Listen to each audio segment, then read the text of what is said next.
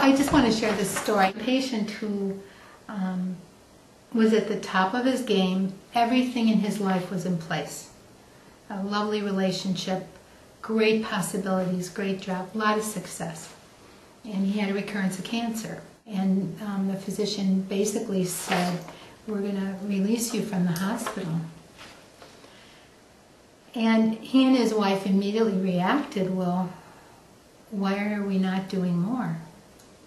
Because he knew he was dying. And she said, there's nothing more we can do. We've done everything, and if we could do more, we would. But honestly, there's nothing else.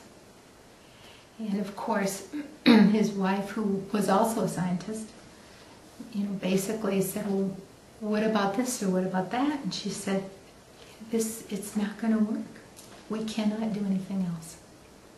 So there was a lot of sadness in the room. And the physician paused, and you could just see her kind of regrouping in a sense. And then she looked him right in the eye and she said, look, we would all really love to see you live. And we know that there isn't anything else we can do, and time is running out. So I'd like to offer you something else. I would like to invite you to turn all this energy that you have in trying to find another cure. I'd like to invite you to go home and really turn it towards your family. Have you said everything you want to say? Have they had a chance to be with you? I don't want you to miss this chance while you're alive. So turn that energy toward your family. And you could feel him relax, even though there was a lot of grief. So in that moment, she mediated for him something.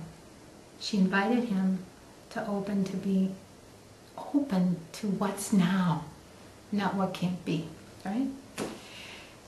So then something new happened.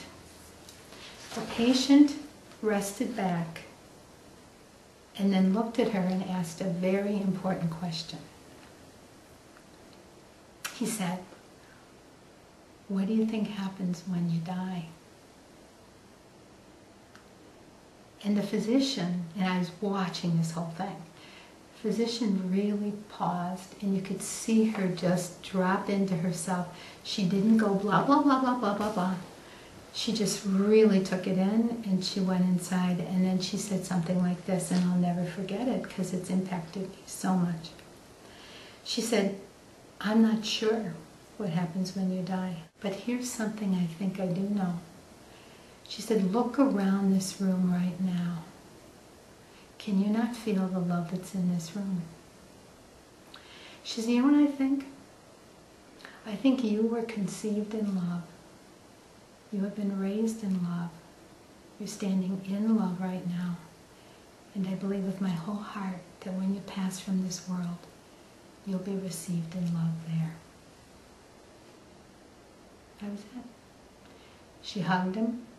She thanked him for letting her be a part of his life, and she said goodbye. She left. The room shifted so much at that point. Then the family and I problem solved. They called hospice. They got hospice involved. They called, how are they going to get him home? We made a plan. He went home. He lived for 4 days. And those days were so beautiful. And I got to be witness to them.